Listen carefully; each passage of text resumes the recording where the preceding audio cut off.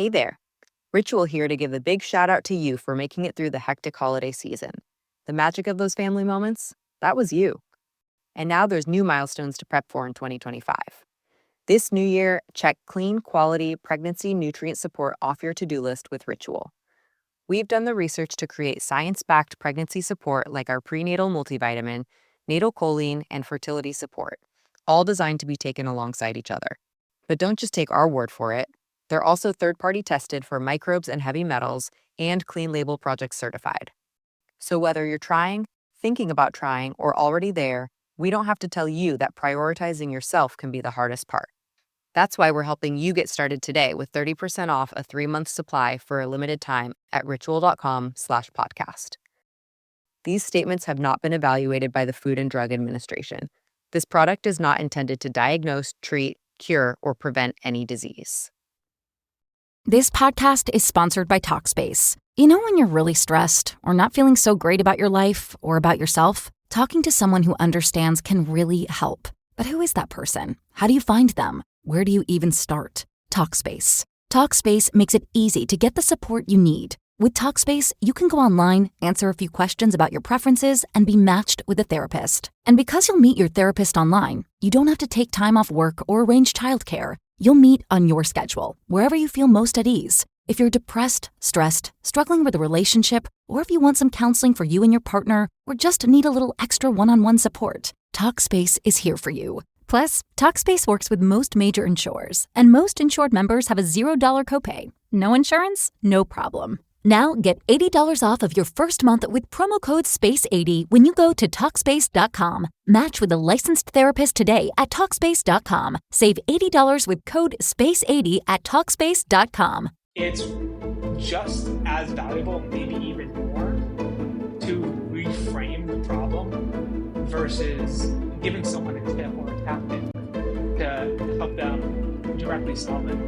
It's like when they talk to men about relationship advice, it's like your wife isn't coming to you to solve all your problems. Good afternoon, good day, good evening. I don't know what time you're listening or where you're listening from. It's your boy, your host, Ron Tillman, and you are with me for another episode of Walk in Victory. Speaking of victory, walk. Warning, this is a public service announcement. The Walk in Victory podcast is where we have conversations purposed to evolve lives. You may not want to evolve. Then tune into another bleeping podcast. Everyone else, enjoy the show. And here's our host. Good afternoon, good day, good evening. I don't know what time you're listening or where you're listening from. It's your boy, your host, Ron Tillman, and you are with me for another episode of Walk in Victory. Speaking of victory walks, a few years ago, I had the opportunity to create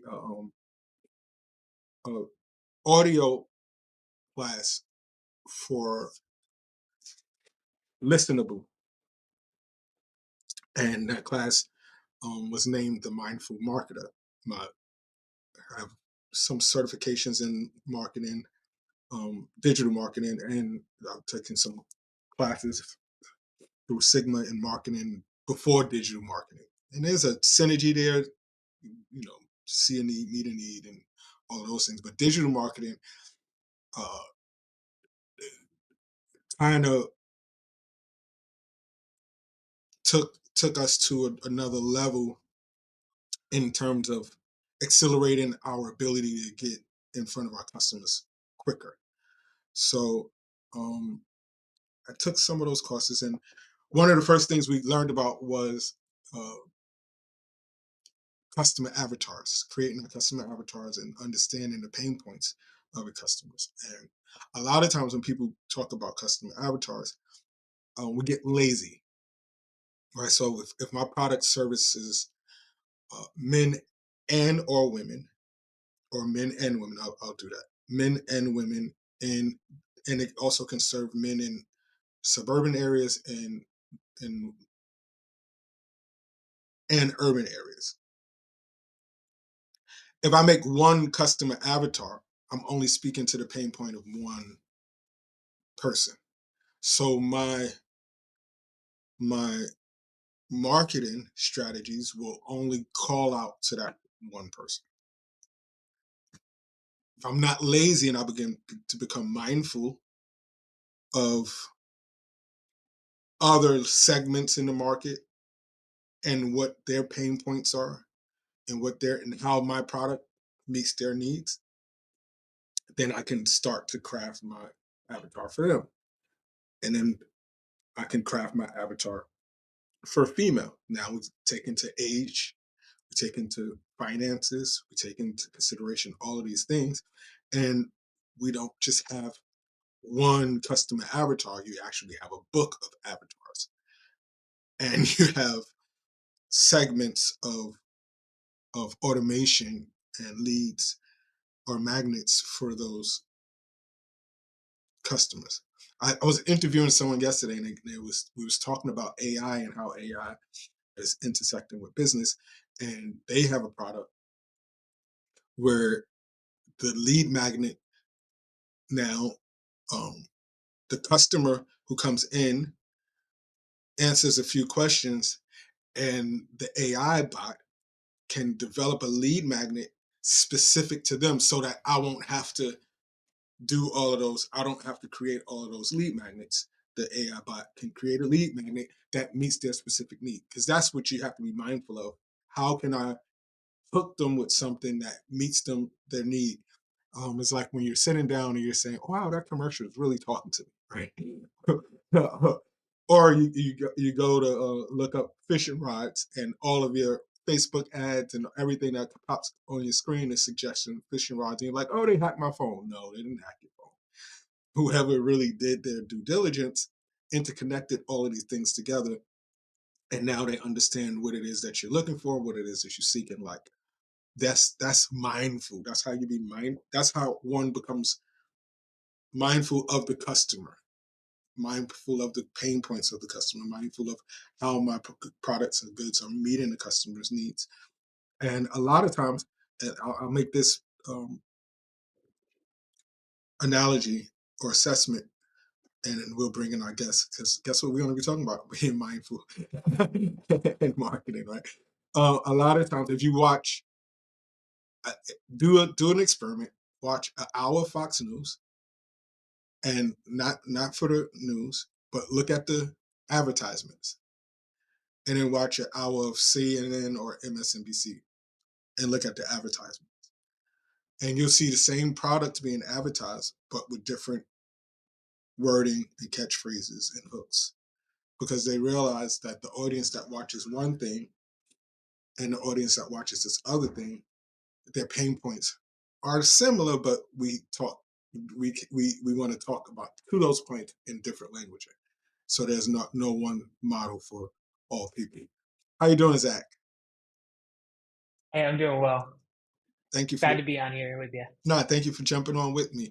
If you don't mind talking to our audience a little bit about who you are and what it is that you do. Yeah, so I know you said you took some digital marketing courses.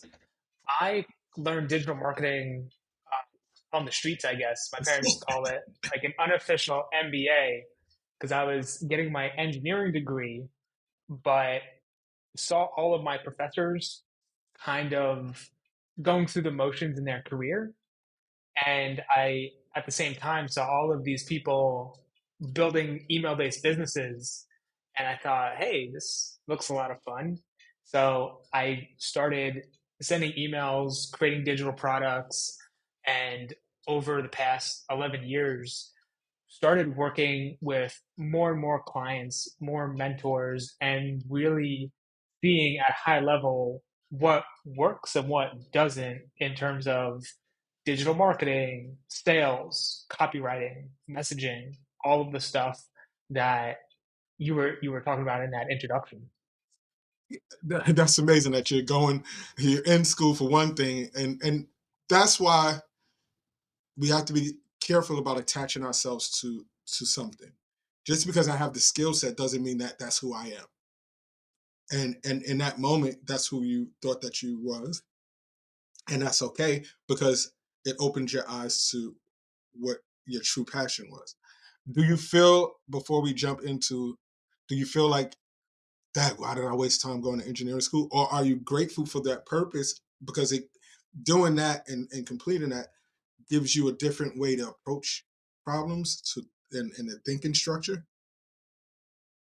Yeah, I think it relates what you were talking about in marketing with the avatar, where there's almost different layers to that onion, where on the surface, yeah, I'm not an engineer.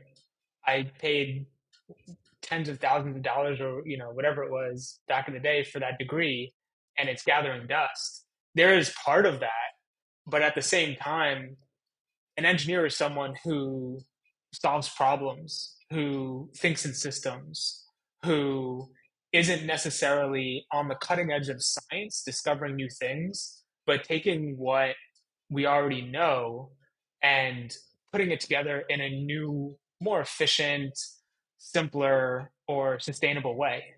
And that's how I view marketing of just you have people with a pain and you have a product or a solution, and what sort of systems of belief connects those two entities.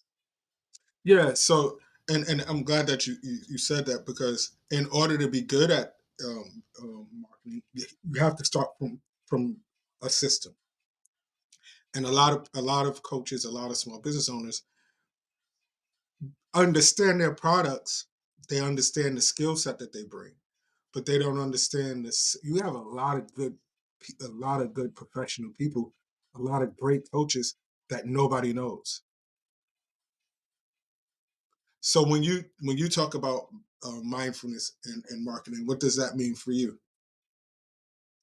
Yeah, it's when I first started marketing, I didn't realize how rare it was to have marketing that comes from the heart. Hmm. And what I mean is there's a lot of data backed marketing and split testing and stepping into the avatar to understand who this person is.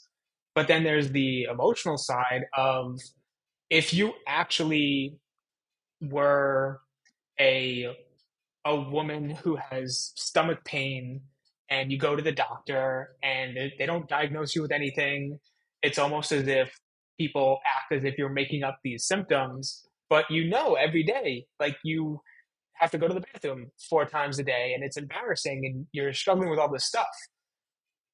Understanding those emotions allow you to connect and communicate with people as a marketer much better, or at least as well as someone who has done super thorough market research. I'm not saying it's one or the other. I'm just saying a lot of people aren't as in touch with those emotional ways of connecting with people. And I'm glad that you brought that up, because I often talk about when we say the word marketing, because that word marketing is a broad word, right? Because there's different levels of marketing. But the immaterial marketing, a lot of people don't talk about that, like what you're talking about, really being in line with the emotion of the product, alignment with the emotion of the end user, right? Giving that end user uh, comfort as they're using the product. When one of the industries that does a horrible job at this, and I want you to chime in on it, is the medical industry. Like you see a commercial and they're like, "Oh wow, okay, this guy gets it. I have bloat," and at the end it says, "This pill may cause death." Like, bro,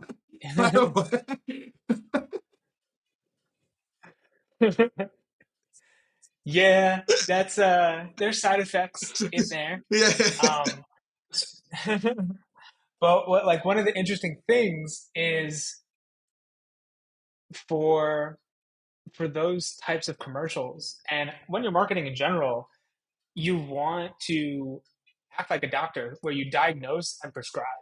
yeah. And the problem is if you're not leading with the emotion, a lot of the time you're just jumping straight to prescribing and you're Mm, not understanding where they're at right now. So people can say, oh, that's me. That's what I'm going through. And then leading them along with you to that solution.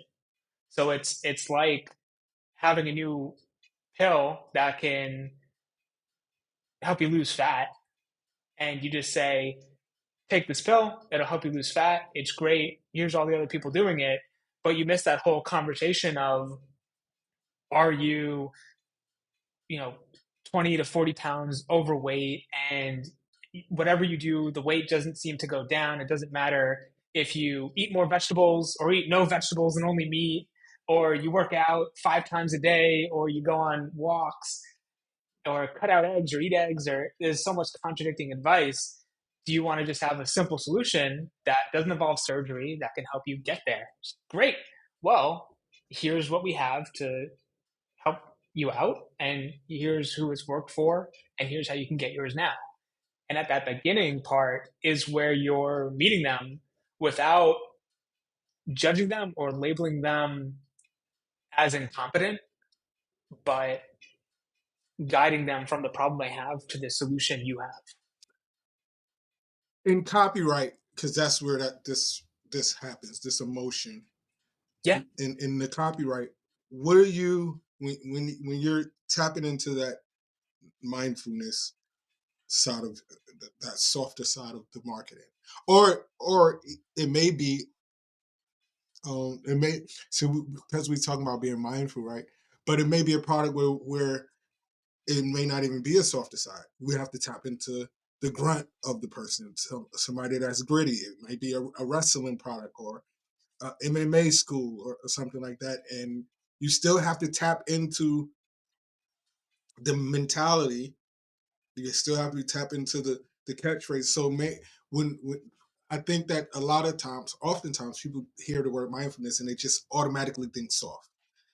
But if you're being mindful of a gym who's reaching out for someone that's looking to up their skills in the MMA, that language changes. We're not using soft tones and bright colors, and like we're using tones that will speak to the person that will, when they finish reading that copy, like, wow, this gym is rad, and it's for me.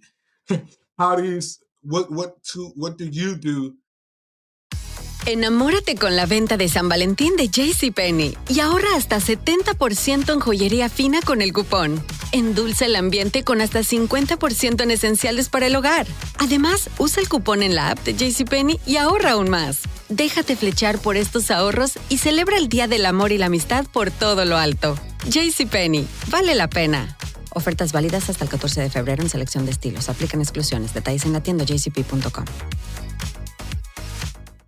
You just realized your business needed to hire someone yesterday.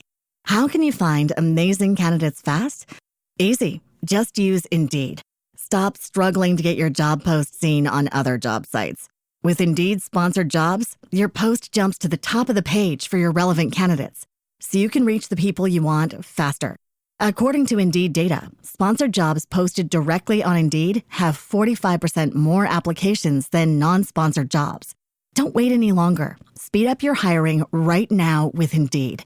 And listeners of this show will get a $75 sponsored job credit to get your jobs more visibility at Indeed.com/PODKATZ12. Just go to Indeed.com/PODKATZ12 right now and support our show by saying you heard about Indeed on this podcast. Terms and conditions apply. Hiring? Indeed is all you need. To get your mind in the mind of the audience that you're crafting your content for or your copyright for. Yeah. So pretty much every copywriting problem comes back to doing more research. And it's true, because when everything you talked about is what I call the water temperature of the prospect. Basically their environment, how they communicate, all of that stuff. Because when you have the precise situation they're in, you can understand that starting point and how to lead them to the next step. And so being mindful, like you said, it's not about being soft. It's about understanding what they want in the way that they want it. So there are some people, and I have a lot of experience in the business opportunity space. So I was working with this guy, Jason Capital, for 5 years, helping him launch the business opportunity side of his business. And we went from just starting off with those offers, and we made $10.1 million together through all of these marketing, email, webinars, sales pages, all that stuff, and social media. And the big piece that we talked about is some people in the biz op space, they want to buy the easiest solution. They want to click a button and get rich. But there's a big divide of people who are infinitely more valuable as customers because they want to master a skill, and they're not as naive to think that they can spend 30 minutes or buy a course and instantly make six figures online. And they want to understand it's going to be tough, it's going to require effort, and because they're putting in that sacrifice or time and effort, they're going to get a better result. It's almost like people who drink wheatgrass shots and they know that they taste terrible, and because they're submitting themselves to that terrible taste, it almost makes it feel healthier. Because if it tasted like a cup of Coca-Cola or super sweet, well, it probably wouldn't be as healthy for you. It's so funny that the law of polarization, like love and hate, is all on the same line. And that's why I say it's a thin line between love and hate. But you can't measure love. You can't measure hate. You can't measure like. Somebody's like, oh, I love you, but I really don't like you. It's like, well, what are you talking about? Then you don't love me. Or I like you. I love you, but I'm not in love with you. But I like you as a person. Right. So now we're going down that line. And the next thing you know is like, I hate you. Right. The same thing, like psychologically, because this is sweet. And I've been conditioned to believe anything that tastes sweet to the tongue may not be beneficial health wise. So my polar opposite is to go for that bitter and like, oh, I know this got to be healthy because it's not that. And that's not always true. And that's where good content writing comes in to play, because the content writer has to not only describe that this is healthy for you, and it's not healthy for you because it's bitter, right? So because you might taste something else bitter and equate that as healthy for you, but this is why it's healthy for you, and this is why if it's sweet, it's still healthy for you, because I don't want you to equate the sweetness of this to the sweetness of the Pepsi or the sweetness of the Coke. And we have to be very crafty as we weave our web of information so that the end reader, or the customer, the buyer, walks away with an understanding. How many times have you read a copyright? I don't know if you do that, because I pick up, I read, I'll click through, like, just go, I'll look at landing pages all the time just to see what people are doing. How many times have you read ad copies or things as such and said, oh man, if this person would have just added this, or oh, I like that, I'll take that from them. Do you do that? Yeah, no, that's how I learned. That was when I was after college. I moved back into my parents' house for a little bit, and every morning I would wake up with two things. I had my legal pad and my laptop, and on the laptop I would have a control, which is a high converting proven sales page, and I would write it out by hand. And that Mm. was something I started off doing because it's often a common drill for learning copywriting. And as I've worked with and learned from Agora Financial, their rule for training copywriters as $1 billion publishing business, that they sell, just to contextualize this, they sell financial reports, right? PDFs, I memberships, was a member of research. I was a member of Agora for many years, so yeah. Yeah. Yeah. Oh, so you know. Yeah.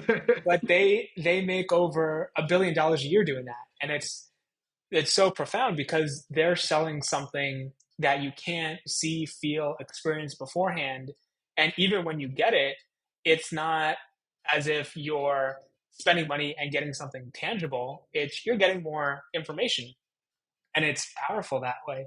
But their exercise when they're training copywriters is you go through a control a day and you pay attention to 5 things. You look at what promises or claims are being made. You see how they're backed up by proof. You're looking at what stories are being told. You're looking at how it's put together with the catalyst and the villains that really may add more emphasis to the other points. And you're looking to see how they transition by overcoming objections. And so when you can see what that flow is and how, on a big scale, how that slide is constructed, but on a smaller level, even the language patterns they use and the types or the ways they tell stories or the way they phrase different objections, you start to internalize that.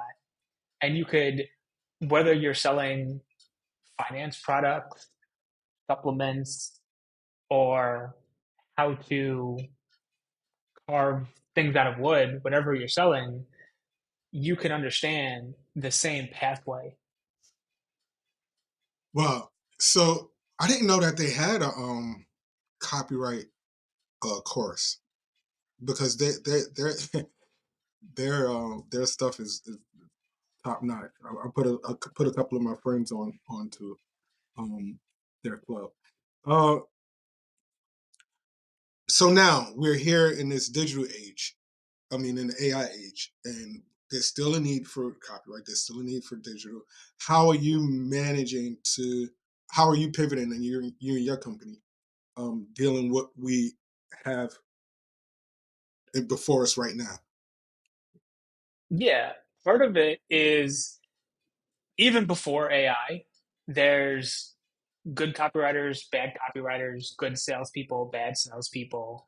And so AI isn't automatically going to make A you good copywriter. much more skilled. Yeah.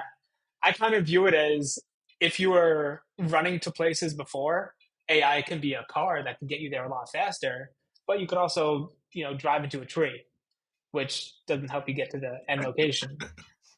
That, that being said, AI is really a powerful tool when you know how to copy chief it or how to critique it and feed it with exactly what you want it to do. So I've luckily led trained and hired and managed over 52 copywriters and salespeople. So when I'm working on campaigns and I'm using AI, part of it is me going in and collapsing time by having AI do certain edits or certain tasks. So one of the things I always do is go through a sales letter and make sure the language is simple. So it's at least at most a 6th grade reading level. And I could spend an hour toying with the sentences and playing with a thesaurus, or I could put that through ChatGPT. And so that just makes me a lot faster. But someone who doesn't know or have experience with good copy, just prompting ChatGPT to say, hey, I'm looking to sell this thing, come up with a good sales letter, is going to get something that's too vague Yeah, to really convert. yeah, yeah, and you still have to come with a baseline skill set. Yeah. So now you're podcasting. You're going out, get the word out. What is the main message that you like to share? What are you sharing as you talk to other podcasts and things as such? Yeah. The main thing that I like to share is I work with a lot of businesses that are stuck under $1 million right now. And that's been my mission, so to say, where I like to help people build more of these lifestyle businesses by getting them more leverage in their marketing and sales process so they're not stuck doing a lot of hand-to-hand sales or getting overwhelmed trying to do everything. So what I would say as a message is, if you take the time to build your marketing intentionally, not necessarily with the copy, but understanding the customer journey of, I want to get the customer from A all the way to Z, and I'm going to do that by taking them not through that jump all at once, but taking them from A to B, B to C, C to D, and so on. And you have that set up as a process that will make everything so much easier for you. That if you can make it so you're nurturing the right people to work with you for a long period of time, instead of sorting for who work with you right now, that's going to create a durable business and not this hectic process of, oh, I need more calls, I need more people, I need more traffic, because you're almost slashing and burning through your audience to see who will buy now versus who isn't useful to you right now.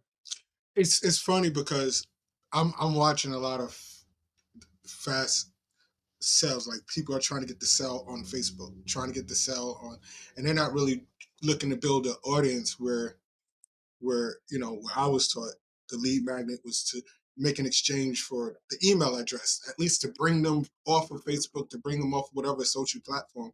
But people are so hungry for the money right now, they're not trying to build a relationship. And that process that you're talking about, from A to B, from B to C, from C to D, not what does that do psychologically for the end buyer? When you're cultivating a relationship with them, and you're helping massage them to see that you're leading with value, juxtaposed to saying, watch this video and now hand me your credit card. Yeah. Well, I'll give you a really great example. I was working with a 8-figure client that trains people how to build their own solar selling business. So there's a lot of incentives by the state to help people get solar energy in their home. And there's a few installers, and a lot of the times the salespeople are middlemen. And the big value of these solar sales companies is that they have sales management to help train people up who don't have those skills. But once you're good enough at sales, you don't need to split the commission with the company. You can go out, close deals, and work with the installer yourself. And so that's what they help people do. The reason I bring them up is, when people sign up to work with them, they give them 100 leads for free. And that sounds expensive, but they found leads who asked or inquired about solar energy 60 days ago are incredibly valuable, because no one follows up with them after 60 days. And if you think about it from the buyer's experience or the customer's experience, if I'm interested in solar energy, that's not something I'm going to close on, or maybe even be able to make a decision in a week, because gotta get construction. Curious about prices. I may need to save up some money, or talk about it with my partner, because that's a big expense, and they're going to need to construct it on my house. But most businesses, most salespeople stop following up and checking in after 60 days. And it's the same that happens with your audience, where if someone sees your post on social media and they say, hey, that was really insightful, this guy's cool, let me follow him for a little bit more, and you go directly into a sale, maybe it's a no, maybe it's a not right now. But if that's all your efforts entail, then you won't be able to warm those people up and work with them when they're ready a month later, 2 months later, 3 months later, because everyone goes through these waves of emotion. where one time on a Tuesday night, they're going to be thinking about, oh man, this problem I have sucks. And you're going to be there with another email or another post and catch them at the right time when maybe 2-3 months ago wasn't the right time for them, and you'll make that sale. You are an analytical thinker and very detailed scientific. And it comes across, and that's beautiful. How do you tap into your imagination side of your brain when you're doing your copyright? Do you find it difficult? Is it something that you struggle with, or were you able to give yourself a routine in order to tap into Yeah, that's my favorite part that? because what happens is you start to understand the market you're selling to, and you can come up with stories about them. So when I'm sending out email marketing, there's the analytical side of, okay, here's what they want, here's what they don't want, here's the how we build the machine of, if we know if we get people to take this lead magnet, they're going to get these emails dripped out, they're going to go into the sales call. Like, there's that part. The fun part is having this ongoing conversation with essentially an imaginary friend or someone, a client that you have that you keep in mind as you're coming up with all this communication. Because you can, I like to break it into thinking of 4 things. We're talking about overcoming objections, reframing beliefs, giving them tactical value that they can use, or sharing stories. And so I think of it like talking to my avatar, Chris, who I know him. He's working on his business. He's at 500K a year, struggling to get more because he doesn't have enough leverage. But what does that look like in terms of his personal life? What does it look like in terms of how he spends his time or talks to friends or what keeps him up at night? And then once I know that, what would be really interesting to share with him? So that's how I come up with those different ideas. And really tactically, there's 3 things that I do. So first, the most creative and interesting thing is going to be sharing other case stories that the avatar can relate to. Because most people sell in a very boring way. And the problem with that is it doesn't create enough hook for people to grab onto and see what the problem is and what it looks like.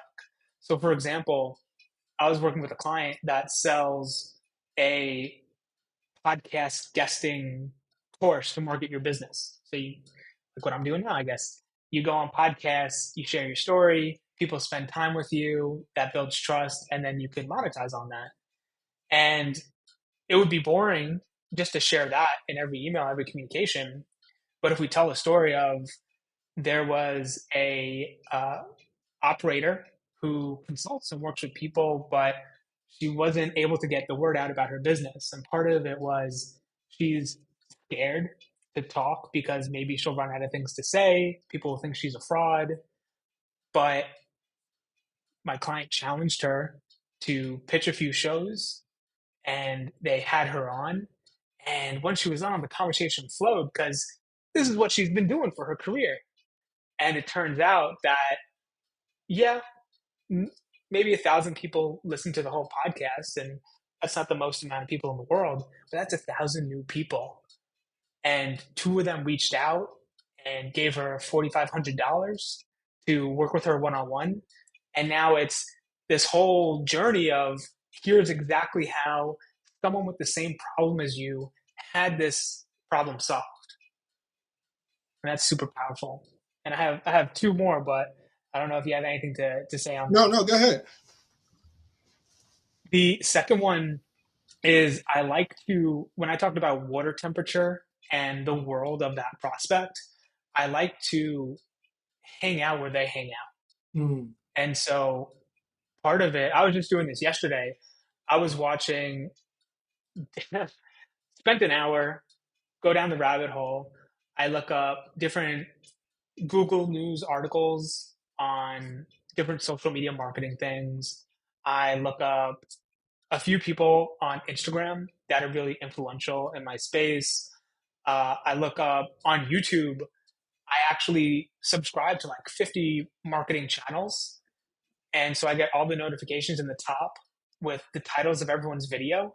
And so you can see what people are talking about, if there's any trends coming out. And so it's basically getting vomited on by what your market is looking at.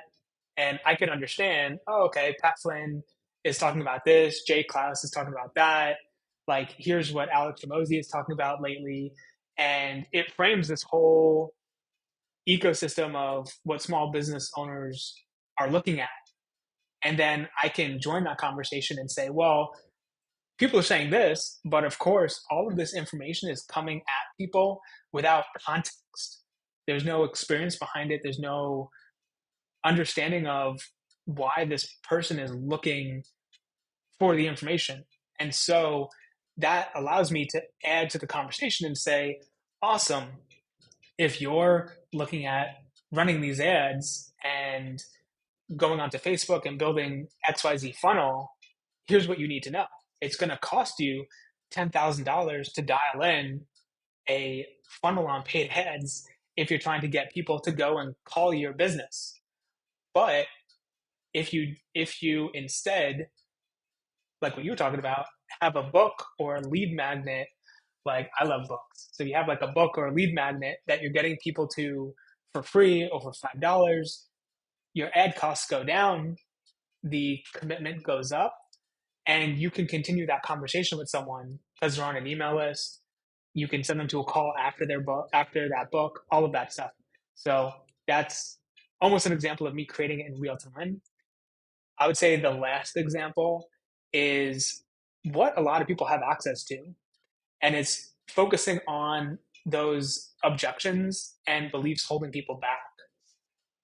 And the interesting thing here is it's just as valuable, maybe even more, to reframe the problem versus giving someone a tip or a tactic to help them directly solve it. It's like when they talk to men about relationship advice. It's like your wife isn't coming to you to solve all your problems. She just wants you to listen. It's like, I know as a business owner, for me, giving different tips and coming up with solutions to problems like from scratch and sending out as an email list or a post or something like that, it's like exhausting because it's almost like creating a mini product every single time I do that. But if instead you can reframe the problem or share with people how they can understand the problem, it's a lot more powerful. So last year, I did a 50-kilometer Spartan race. And I probably shouldn't have done that because I was never really a runner before that.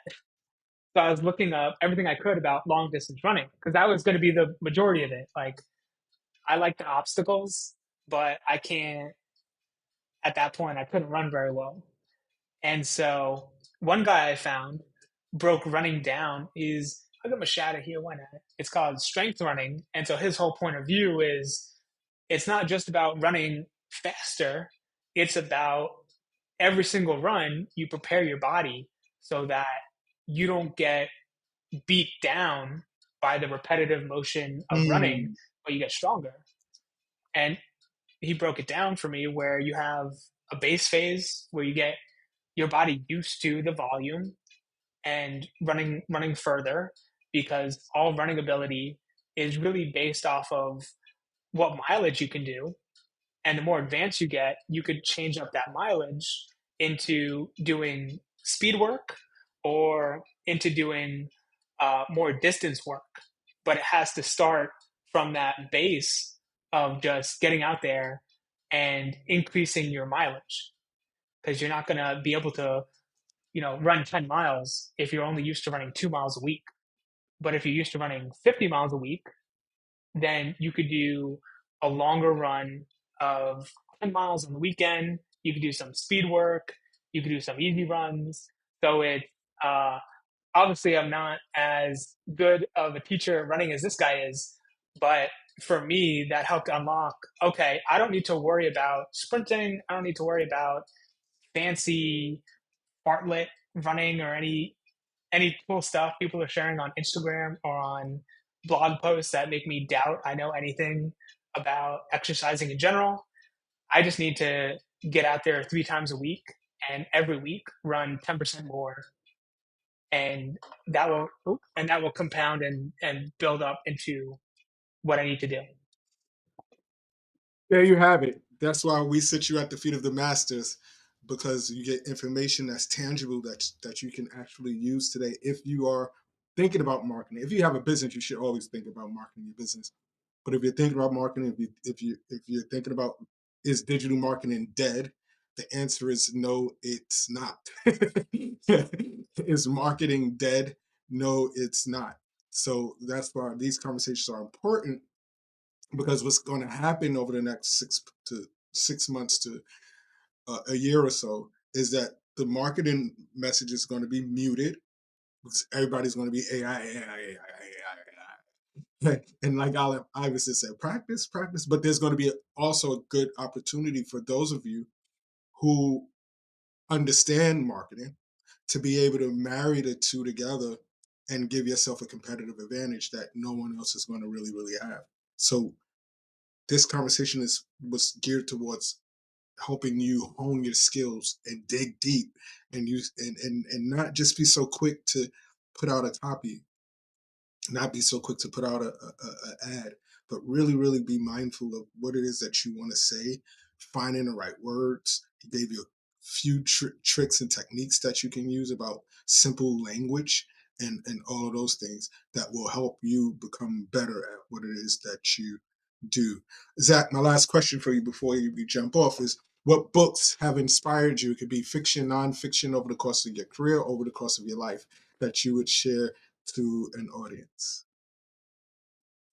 Yeah, so I have three. Well, three. One, you talked about how I was analytical and have a lot of systems thinking. A lot of that came from this book called The Goal by Eliyahu Goldratt. So I'm not sure if you've heard of that one, but No, it's awesome. I'm gonna check it out It's now. awesome, and you should check it out. There's also a fun one, 1001 Arabian Nights, which is an old book, but it's so interesting. It's about this woman who keeps telling stories to save her life. And she does such a good job at telling stories, keeping open loops so that her life is spared for 1001 consecutive nights. So if you want really good example of storytelling and just a fun read, that's there. And also, I recently put together a guide I call Antisocial, which, to your point, with the flood of AI copy, the big thing that will make you stand out as a business is integrity. How often can you show up consistently? How can you use the best of your judgment and the precision of your language to connect with your audience?